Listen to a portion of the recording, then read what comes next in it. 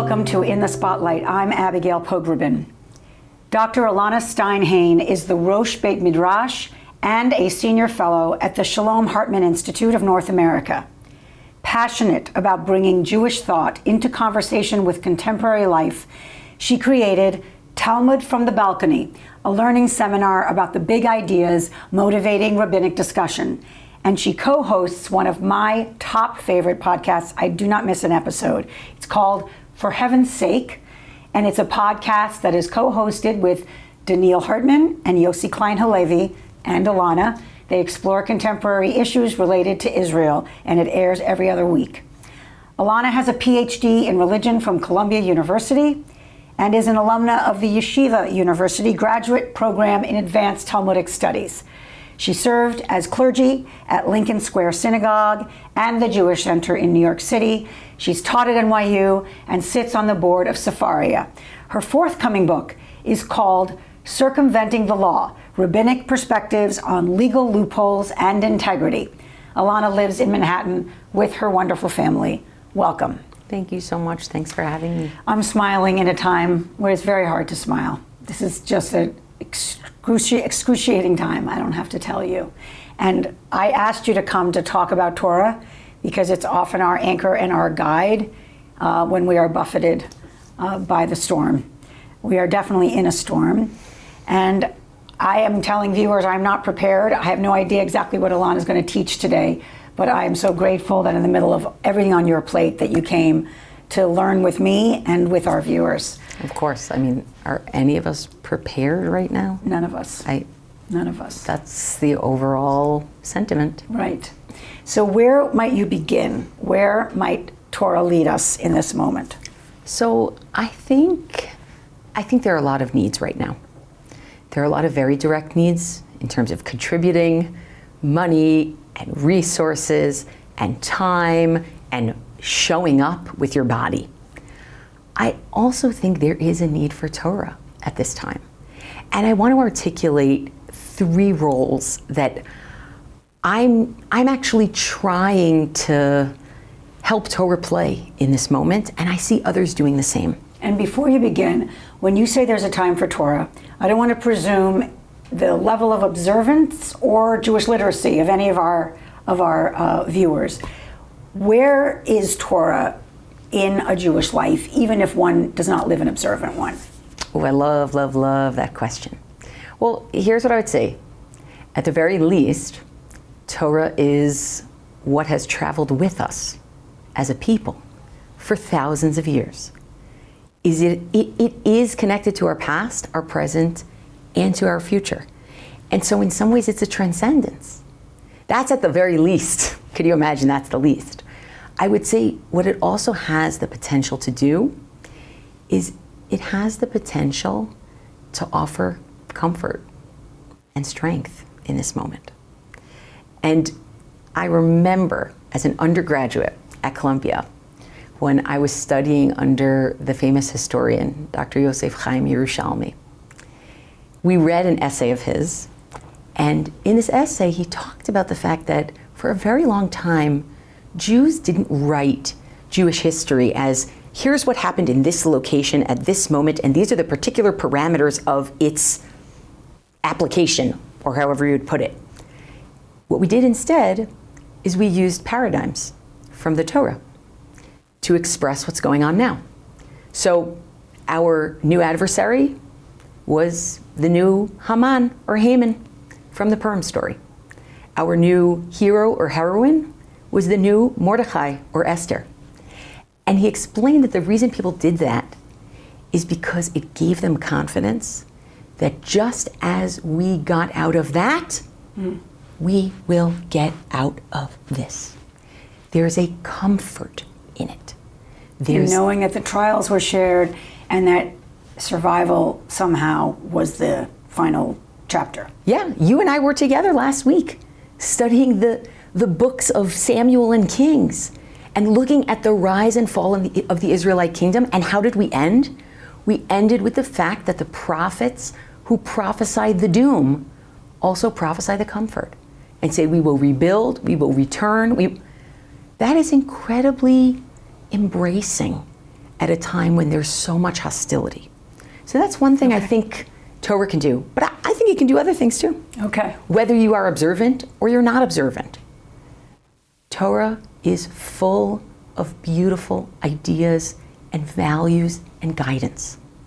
And there are some for whom those ideas and values and guidance are sort of like a linear, direct explanation of, okay, what are the ethics of war?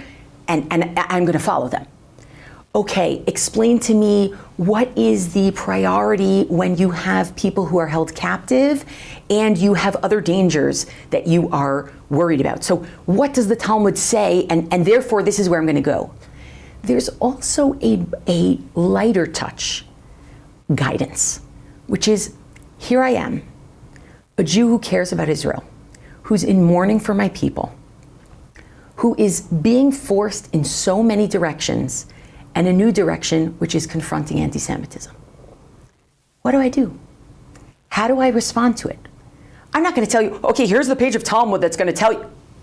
But what I will tell you is, here's an example from our history, from our Jewish intellectual, spiritual tradition of how people dealt with these things in the past, and offer some paradigms.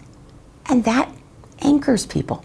It's not just comfort, it's actually, who is the Jew that I want to be today in this moment in an impossible time? So that's a second role that I see.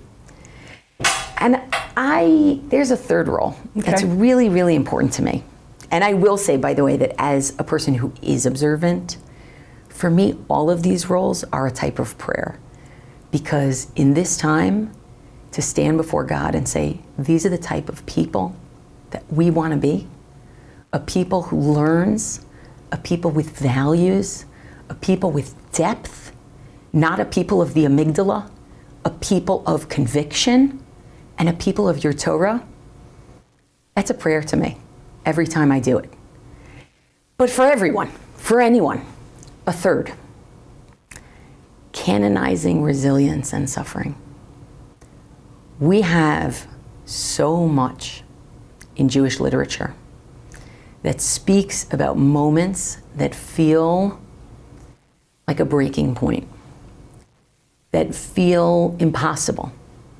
And our liturgy and our literature tries to canonize those moments in order to express, we want to keep a record of our heroism and we need to keep a record of our suffering as well. And so in this moment, I have seen people create new liturgy. I have seen people create new Jewish poetry.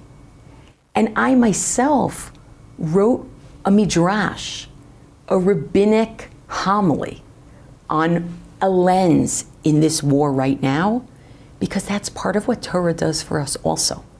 It allows us to recognize the seismic nature of a moment and the seismic heroic efforts that people give of themselves and accomplish and achieve, that's got to be part of our Torah.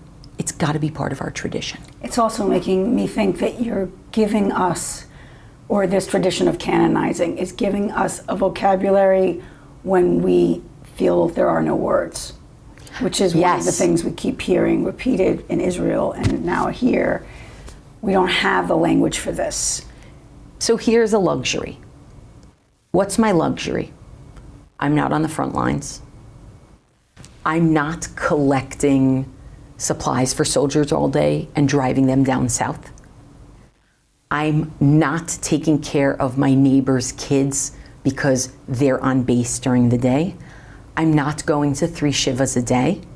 There are so many things that I am not doing, and that actually gives me room as someone far away who is deeply connected to think, what are the words? Because no words, not enough. I understand there are moments where you have to have silence, and silence is powerful. We need words.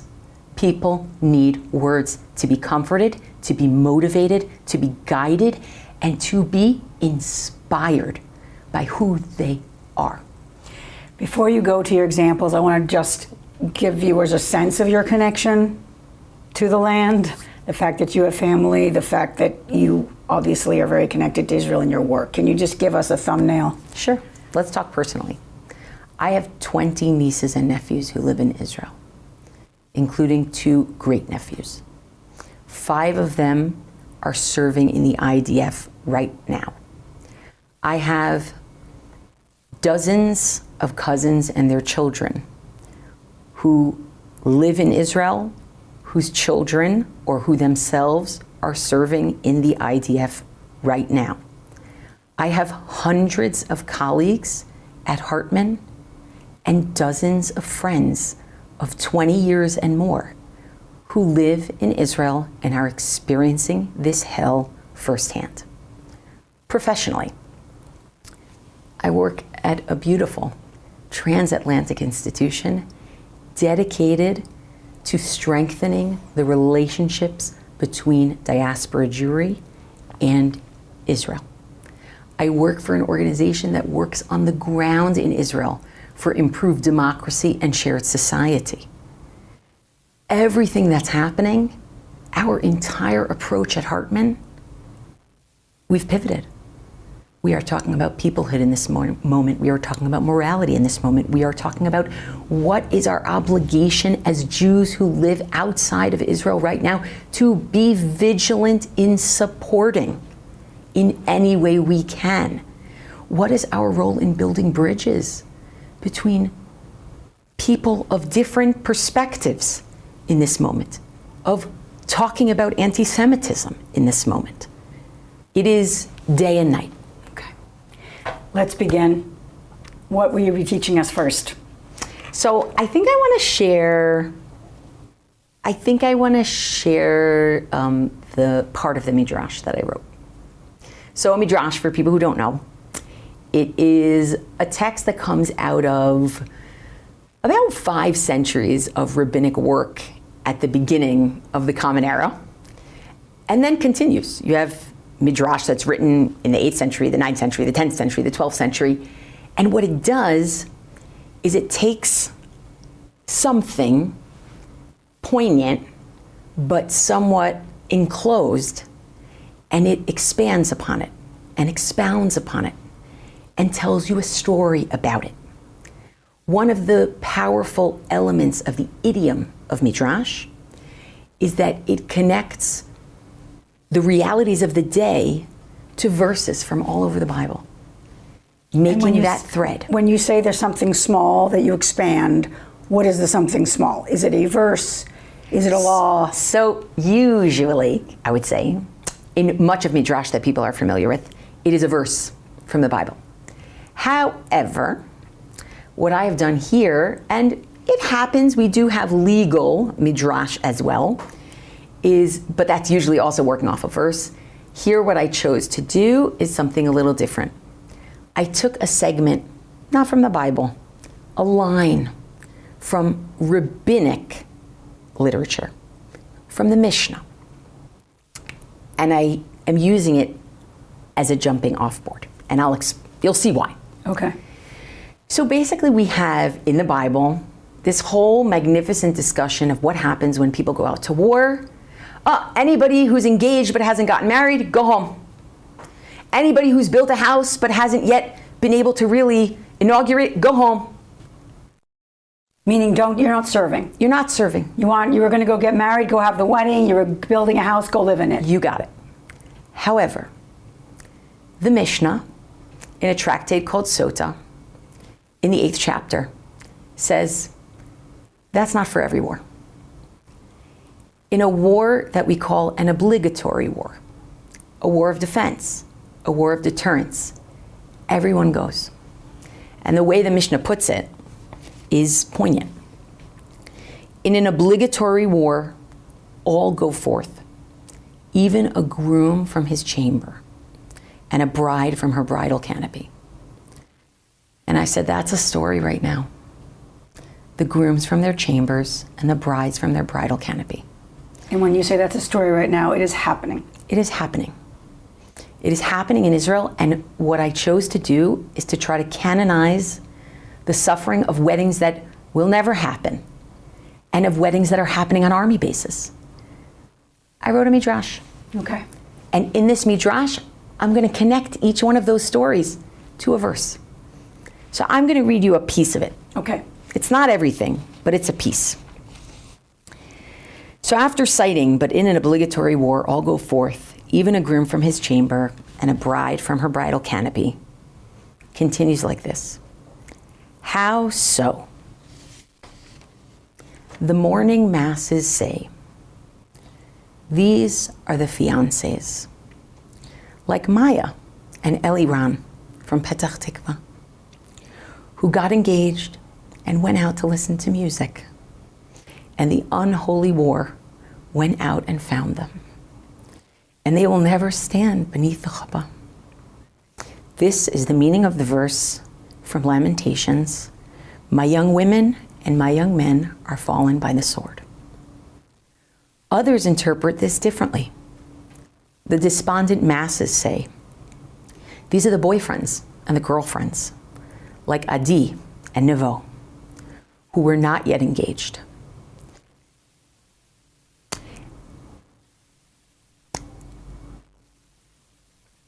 I've seen a picture of this, and he kneeled by her grave, pulled a ring out of his pocket, and proposed. This is the meaning of the verse. I will turn your celebrations into mourning. Those people's stories have to be told, and they have to be canonized. And of course, I end the midrash on, and what about the beautiful wedding of so-and-so that happened on a base, and we hope that more things happen like this, and our mourning should turn into celebration, but these are all happening together. And they have to be remembered in more than a news article. It's beautifully done and obviously heartrending. The first charge that you have to go, now is the time when actually the simcha can't happen. What is that demarcation? What is the difference that makes the wedding have to stop? The moving into the house has to stop. And can you relate it to this moment without, I know you don't want to get into the political specifics of right now, but how is this sui generis? Well, I would say something like this. When there is a state of emergency, it's all hands on deck. So Ben-Gurion famously said, I'm not sure exactly when, around the outbreak of the War of Independence, he said, the whole land is the front and the whole nation is the army. Kol haaretz chazit, kol ha'am tzava. That's what it is today, right now. But you see beautiful stories where a groom gets a furlough for 2 hours. He gets married with 400 people, and then he goes back. Or a bride shows up unannounced at a base and surprises her fiance. And there's some famous Israeli singer singing to them. This is what we're fighting for. We're fighting for these values, this vision of what the world can be. And Israelis know that. And so they go off and they miss their weddings, or they make a wedding on a base. So Elana, I don't know if it's fair to ask you about the ethical moment in terms of war and how we are now seeing the pressures brought to bear internationally on Israel's actions in Gaza. Is there Torah for this? Is there Torah for what is being weighed and what I think Jews are absorbing in terms of criticism? Sure, it's totally legitimate to ask. I think I would say two different things at this moment. The first is, I think that compassion is not a weakness. Even if you have to wage a war out of defense and deterrence of an enemy that doesn't recognize the difference between 67 borders and 48 borders, and doesn't recognize the difference between a 9-month-old, an 85-year-old, or a soldier, you can care about innocent people who die on the other side. And you should. And compassion is not disloyalty. No. And the second thing I would say is this is precisely the conversation that two different versions of the IDF Code of Ethics had. In the late 90s, there was one version, and in the early 2000s, there was a new version. And the argument in those versions was precisely how much do we endanger ourselves to save civilian lives on the other side, right? And so now you have to talk about what does proportionality mean, right?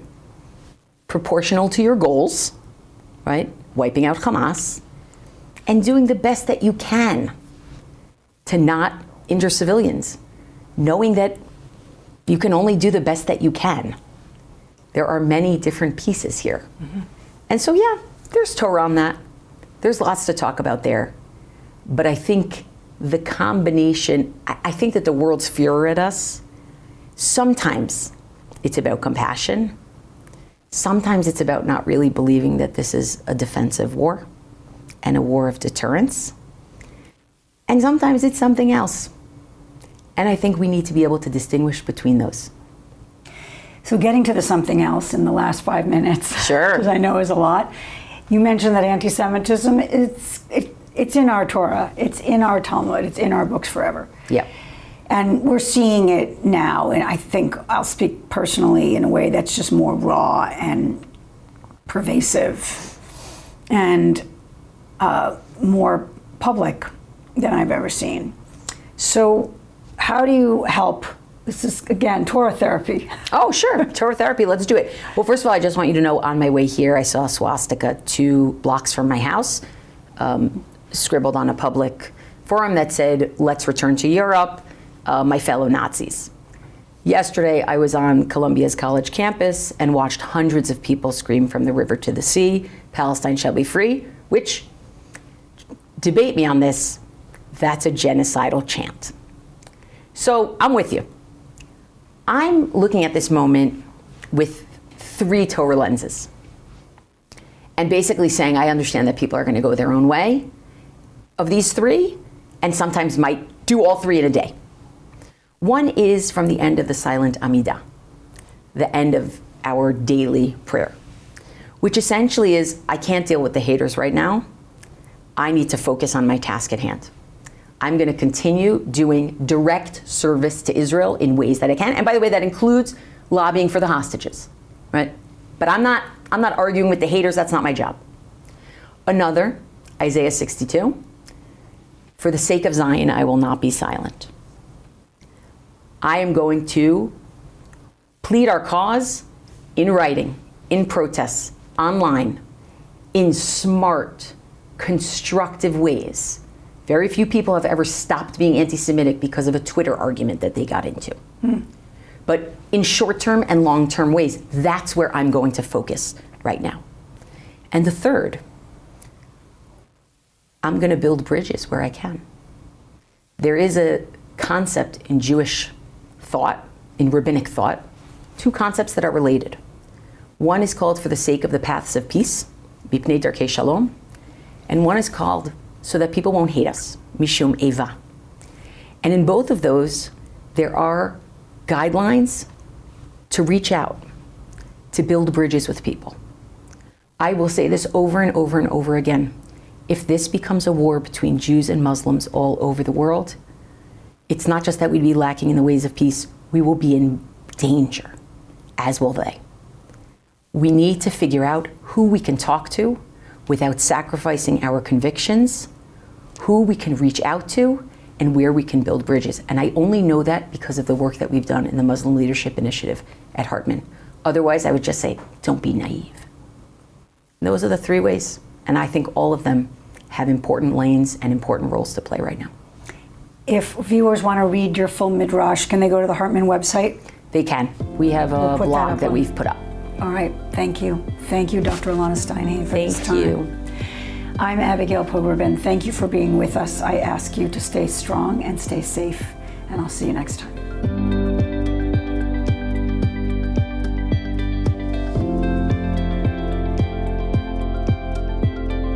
Shalom.